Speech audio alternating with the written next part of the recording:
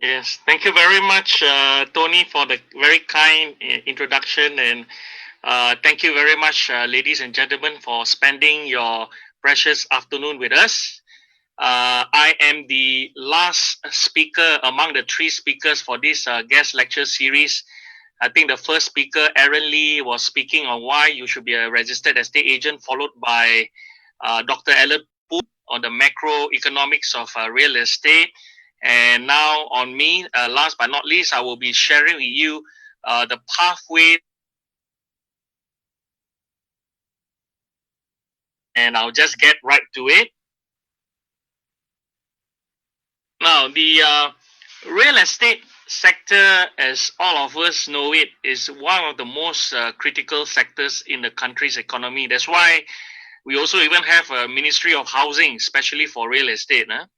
And the real estate sector has a huge multiplier effect on the economy, as we all know. It stimulates demand in over 250 ancillary industries, such as cement, steel, paint, bricks, building materials, timber, and so on.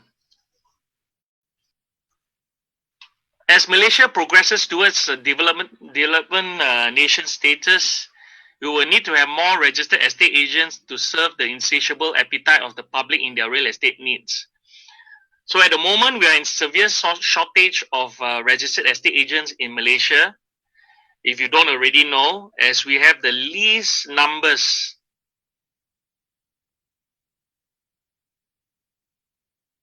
slide that are prepared for you. All right, on top there, you can see the type of professional groups. Right at the top, you can see registered estate agents. Now, from architects right all the way down, I must confess that this was last updated about 2 years back. So I think the figures will probably only increase. But for registered estate agents, more or less, this figure I'm giving you is reflective of the true number of agents that are in the market right now. So registered estate agents, you can see right at the top, pathetic. We only have 2,000 registered individual registered estate agents against a backdrop of 31 million people in Malaysia. So it's every one registered estate agent for every 15,000 Malaysians, which is a pathetic ratio. And we look there, down there, you see architects, 2,000.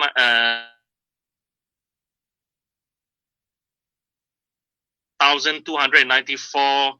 Even for lawyers for Peninsula Malaysia only, because Sabah and Sarawak they have their own register. For lawyers in West Malaysia, you have 18,327. There are even many more compared with us. Accountants, you have 33,000. Doctors, you have 46,491. All the way down to nurses. Nurses has the highest number at 92,681. And of course, we need them more during this COVID-19 outbreak. So this is something for you to appreciate the situation we are in right at the moment. So the profession of a registered estate agent is actually a very, very promising career to have. Okay, the pathway to becoming a registered estate agent in Malaysia, I've done a simple chart for you here. You need to do, obviously, as an industry advisor for UCSI College, I have to promote the programs of UCSI College, which I'm proud to do so. The first thing you need to do, of course, is to apply and complete, to register, enroll, and then thereafter complete the executive diploma in real estate or diploma in real estate management programs from UCSI College. You can choose either one.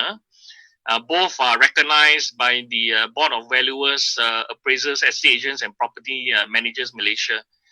So after you have done that, the next step would be to proceed to register yourself as a probationary estate agent, or in acronym we call it PEA, and at the same time to get yourself registered for the test of professional competence. or you acronym, we call it TPC. Why we have a competent estate agent? That's where the word comes in, and that's the reason why there's so much studies, interview to ensure that at the end of the day, you are a good ambassador for the profession. Moving on, you will have to complete your 2 years of post qualifying practical training. In that 2 years, you need to submit your work diary, do your work diary, uh, and you need to do this and then submit it to the board. I'll talk to more about this in my following slides. Then moving on, you have submission of record of experience, 2 practical tasks, namely we call it practical task 1 and 2, and after that, attend a professional interview. And if you are successful, you will see yourself to be registered as an estate agent with the board. So whenever I use the word with the board, it means is a mouthful. It's a board of valuers, appraisers, estate agents, and property managers Malaysia, or we call it BOVIP. Yeah. So that is the chart for you, as you can see. Upon graduation with your EDRE, Executive Diploma in Real Estate, or DREM, Diploma in Real Estate Management, you shall then be required to register as a probationary estate agent and simultaneously register for the Test of Professional Competence, TPC. Now, what is TPC? Now, Test of Professional Competence consists of the following elements. Number one, a minimum of 2 years post-qualifying practical training and experience under the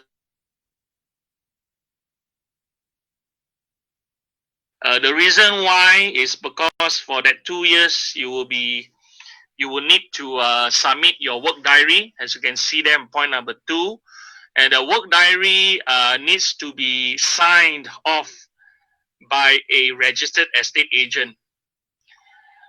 Then you do the 2 years work diary, and after that you will submit your record of experience, and then submission of practical task 1 and 2.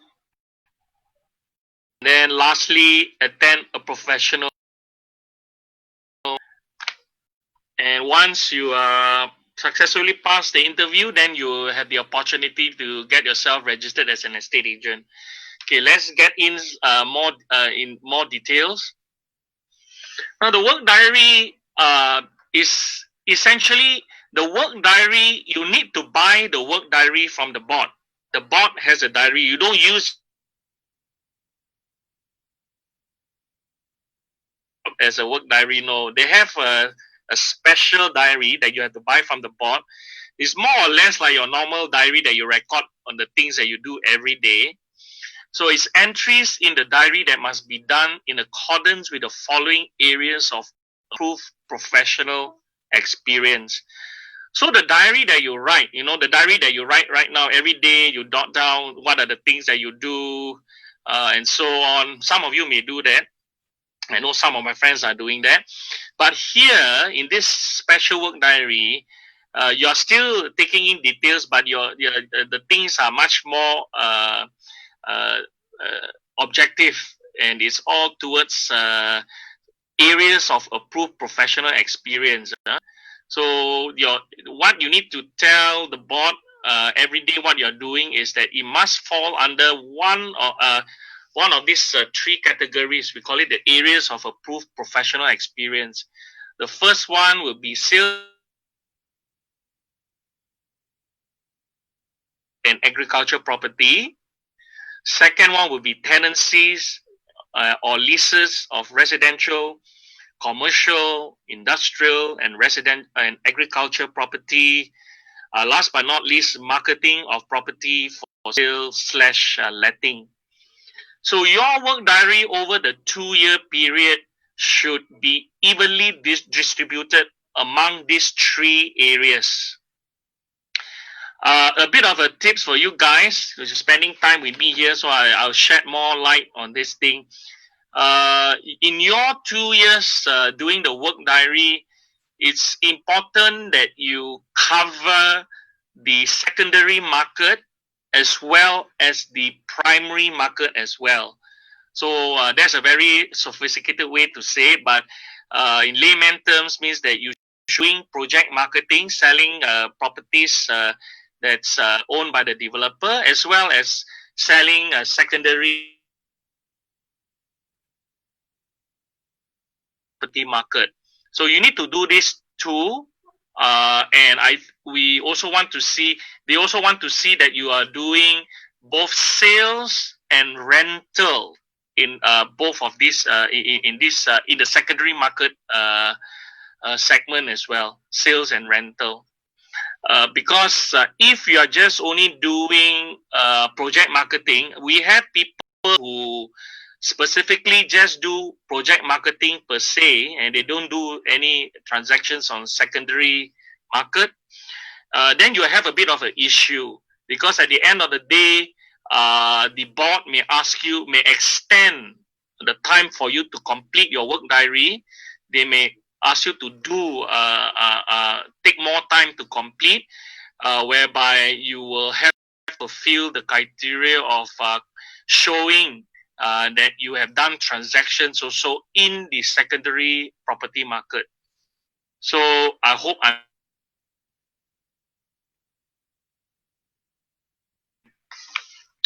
So that's a work diary for you. The diary must be signed weekly by the candidate. Candidate means you, and the registered estate agents will sign it off where he and she works. The diary must be submitted to the board every 12 months, means once every 12 months for those who have passed the board's estate agent's written examination. So this is the one. On completion of the required training period, the candidate must prepare the following. That means at the end of your 2-year work diary, you need to submit the following documents. So the first one will be a record of experience. The record of experience is a document that you should write no less than 500 words. Means you shouldn't be lesser than 500 words. Outlining the experience that one has obtained during the period of professional experience. Your period of professional experience will cover. That's the definition of the period of professional experience they're talking about. So you need to tell them, number A, the types of work areas of experience that you have undertaken, what you actually do or have been doing. Number B, the geographical area in which the experience was gained. If you have always focused on Mount Kiara, for example, doing transactions in Mount Kiara, so your geographical area will naturally be Mount Kiara. And then C, types of property dealt with. So the properties that you're dealing with may encompass solely residential properties. That's fine. Or some of you may have a bit of a hybrid between residential and commercial. That's also okay. Some people are doing a lesser percentage of people are doing industrial or selling land. That's also okay, but you have dealt with. Moving on to D, the candidate's level of responsibility. So what you have been doing in that organization. Obviously, it will be responsibilities that real estate practitioner will be doing, not less than that. And E, any other information that demonstrates the experience gain. So that, in a gist, is your record of experience that you need to submit to the board once you complete your 2-year work diary. In addition to the record of experience, you will also have to complete your practical task 1 and 2. Now, for the practical task 1 and 2, this is the requirement. The written submission of each task should not be less than 2,000 words. That means you should not be lesser than 2,000 words and not more than 4.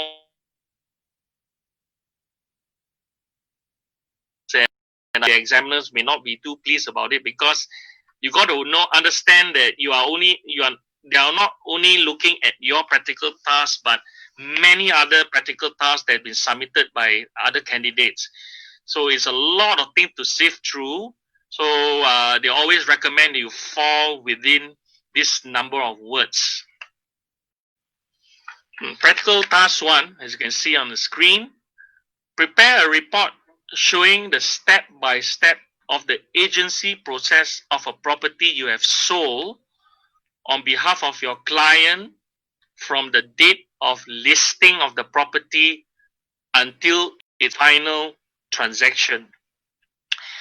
Okay, what this essentially means, if I don't share this to you, you will not really understand what this actually means. So what it actually means is that this is a sale transaction that you have done, and this also means it must be from a secondary property market transaction. So it must be a sale and secondary market transaction. Means that it should not be a property that you sold for a project that is being developed by a developer, for example. They will not consider that. So for this thing, you will need to tabulate and keep a proper record of the first time when you first listed the property with the owner giving you the authorization to sell the property, and thereafter you put it onto the market, you advertise it in online property portals. I'm not advertising them like Property Guru, iProperty, Star Property, and so on.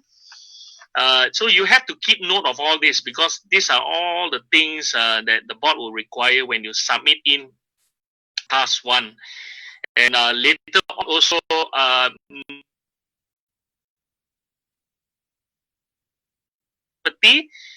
good also for you to take note of all those people, and this also can be part of your submission in practical task 1.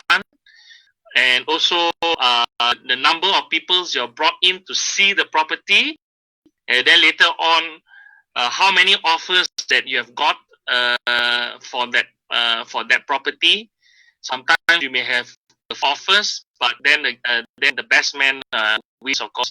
Then the person who gives the highest offer usually will end up buying the property. So all this will have to be documented in a complete manner. And last part also will be, even your letter of offers, the sales and purchase agreement. Sales and purchase agreement will be good for you to take the full copy, and then all this we will bind together and form part of your practical task 1. So that's practical task 1.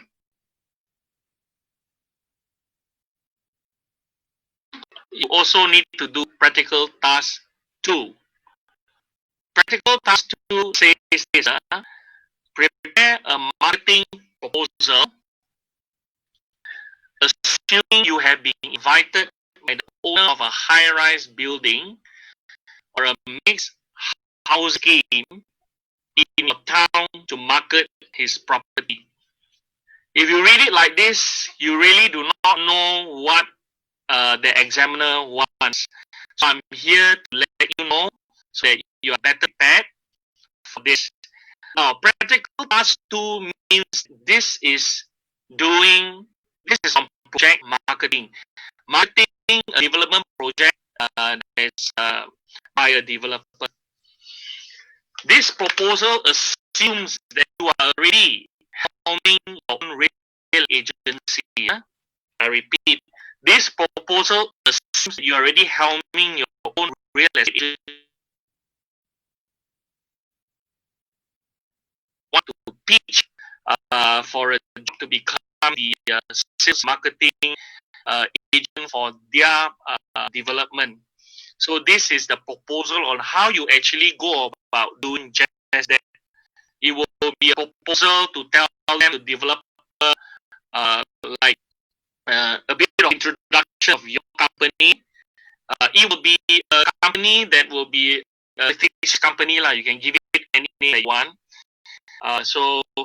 You have to introduce your company, obviously the developer, telling them how long you have been established. For purposes of this practical task too, you can assume your company has been around for 10 years, for example. How many sales force you have, how many of that sales force is dedicated to this project, and you also may detail out the number of sales personnel who will be to market this project to you be to be appointed.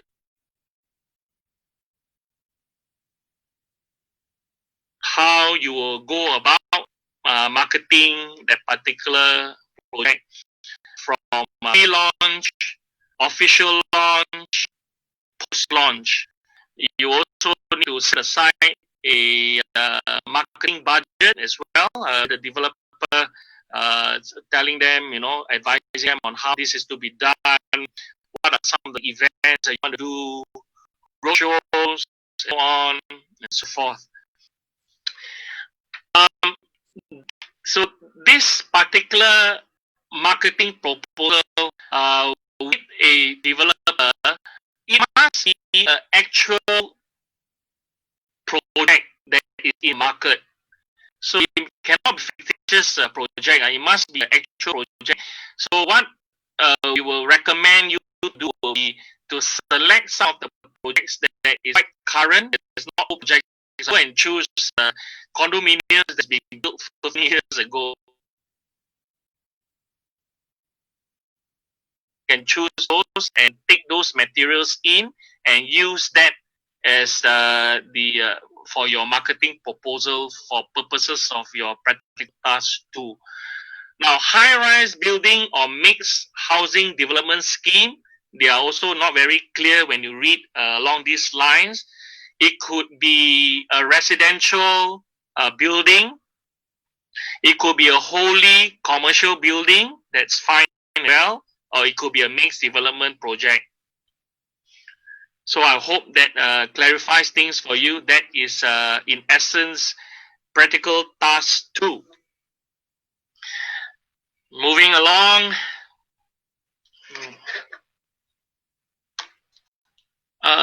I can't seem to move to the next slide. Okay, sorry. Okay, the next slide. On completion of your professional training, candidates must submit the relevant end of your 2-year work diary period. You submit in your work diary, your record of experience, duly certified by the candidate supervisor, who is also a registered estate agent. Practical task 1 and 2, duly certified by the candidate supervisor again. Certified copies of employment provident fund statements and income tax for the past 2 years, and a fee for the assessment of the TPC. So looking at this, ladies and gentlemen, your work diary, as you can see on top there, also has to be signed off by your supervisor as well. So having a very good relationship with your supervisor, who is a registered estate agent, is of paramount importance when you're doing this task.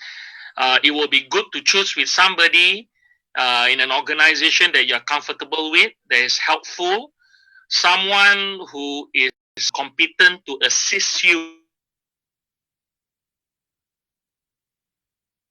on anything, maybe on writing your work diary, your record of experience, so on. So there's a bit of tips for you there. Moving along, once all that has been done and dusted, you will move on to the next stage, which is you submit in and you wait patiently and quietly for the board to send you a love letter to inform you of when you will be called in for interview. Excuse me. Now this is interesting. The interview will be held 3 times in a year, in March or April July or August, and October or November. Specific dates sometimes will be given by the board from time to time. That one they will inform you. The interview will be done by a 3-panel interviewers. The 3 people will be interviewing you, and you will need to go to Menara UOA, which is where the board's office. They will let, once everything is successful and everything has been okayed by them, they will tell you the date and time for the interview, and you have to prepare yourself for this interview. Now, in this interview, they will be interviewing you on your practical. They will be they will look through your work diary over the last 2 years, and then they will go through your practical task 1 and practical task 2, and then later on they will interview you on 4 subject matters, which I'll show you in the next slide. So on during that time, you should prepare yourself. You should look back on your diary to just make sure that everything is in order, and you everything. They ask you about certain transactions, elaborate them and tell them about certain transactions if they ask you about it. The other tips also will be to ensure that you go through your practical task 1 and 2 again before the interview, so that when you ask anything on the tasks 1 and 2, you are then able to give appropriate reply to them. So once they have gone through your work diary and they are happy with it, and they have gone through your practical task 1 and 2 and they are happy with it, then they will proceed at the last part of the interview to interviewing based on 4 areas. You can see there on the screen. A, property law and property taxation. B, estate agency principles and techniques. C, topical matters. D, estate agents act rules and standards. So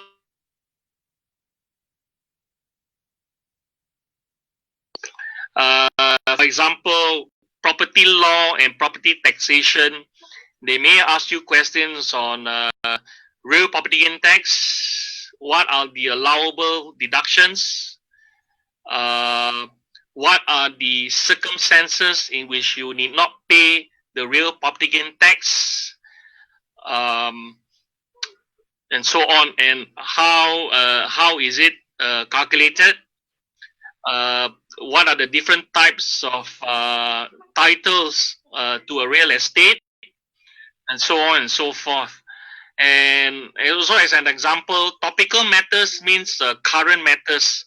So you need to read up on the current matters that is around now. So some of the topical matters, if you are going for an interview right now, they might ask you, tell us about the effects on the property market from. They may even ask you on topical matters on affordable housing that the government has always been talking about, and also on the government's promotion of property rental properties. So how would that actually?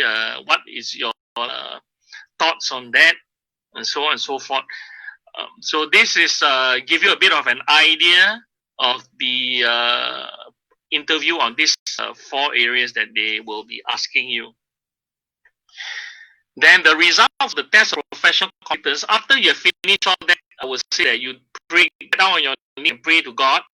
You need divine blessings and intervention as well in our life. So with God's blessings, the results of your TPs will be notified to you within 30 days of the interview. The board will let you know whether you have actually passed or not. If you have passed, all the best to you. If not, then you will have to repeat. They will let you know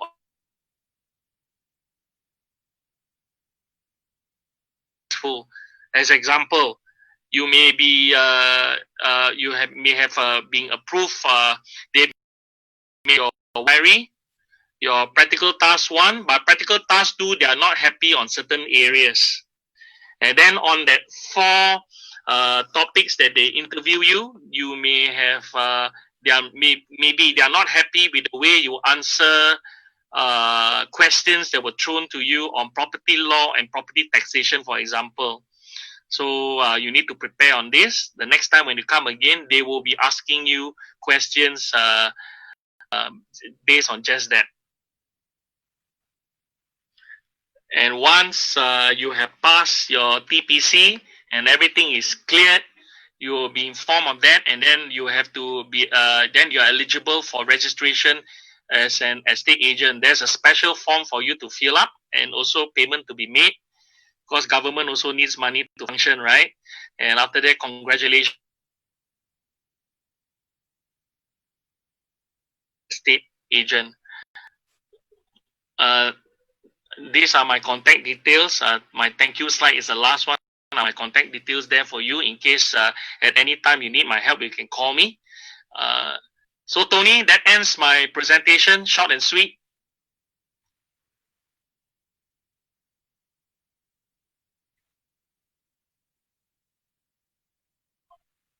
Yeah, but please don't call me all at the same time. Otherwise, I may have a heart attack. It's very hard as it is staying inside the house, cooped up at home.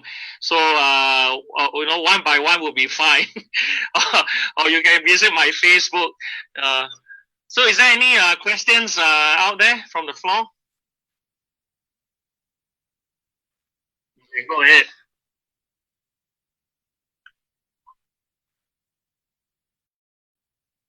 Why should we?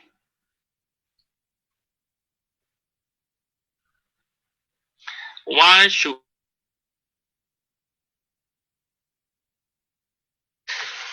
Okay, the EPF statements, the income tax and the EPF statement. Now, EPF's statements, why you need to submit the EPF statements? Well, if the only time that you need not submit the EPF, well, the short answer to that is because the board says so lah. It's already listed. This is actually from the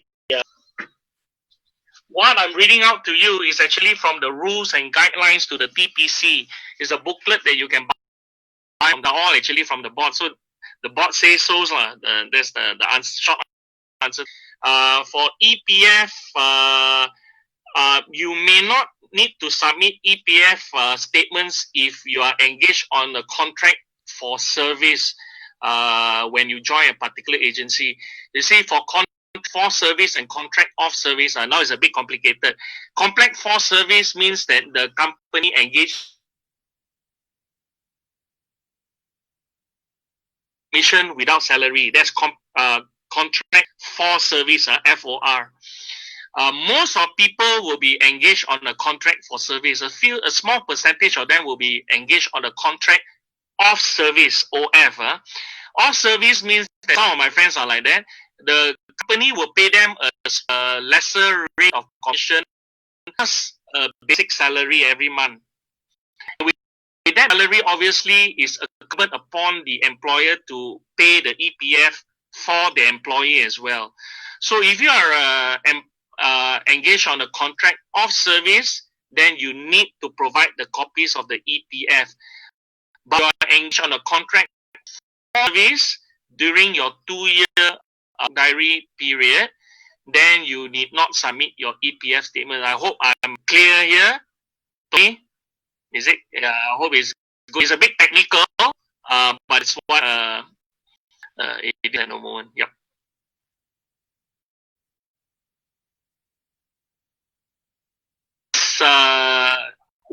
Okay, wait, just one small little point.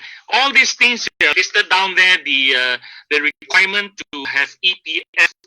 This was provided in the rules and guidelines of TPC from the board. Since date of publication is 2007. So that was way before coming in of the contract of service and contract for service by the board in the year 2013. Prior to that, there was always the requirement for EPF contributions, because prior to that, all agencies are required to pay whatever type of salary, but there must be a salary to the negotiators. But since year 2013, just to give them further information, because of the minimum wage order that came into place, the board eventually gave flexibility to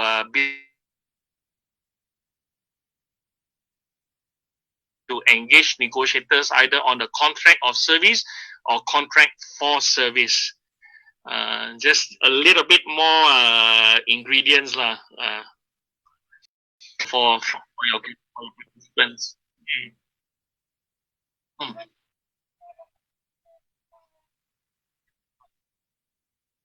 No, you need to refer back to your letter of appointment with your company. And in that letter of appointment, you want to see whether the company is paying you a salary or not. If they are not paying you a salary, that means you are engaged on a contract for service.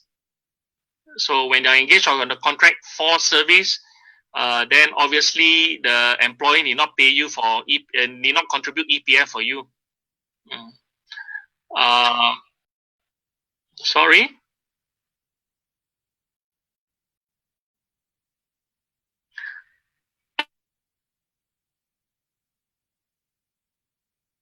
If you have been engaged, most of the people will be engaged on the contract for service lah. Means the agency pays them only commission, no salary.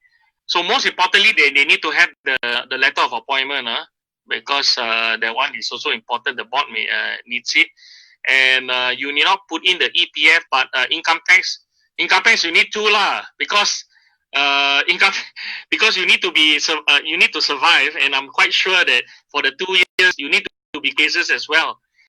You need to close case because you need to provide evidence of your transactions in your record of experience and also your practical task one as well. Yeah.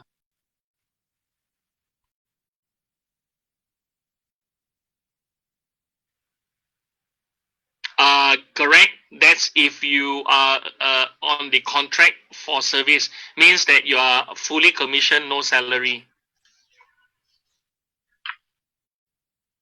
Any more questions?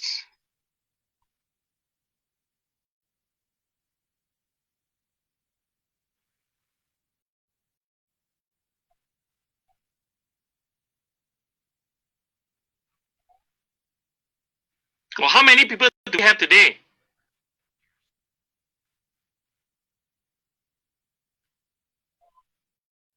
Later. Okay. All right. All right.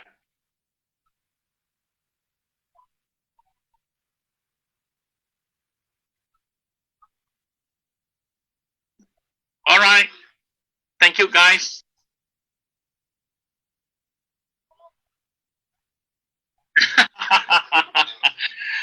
Well, they can call me up probably within 2 p.m. every day. Of course, they they can call me. They can call me within reasonable hours.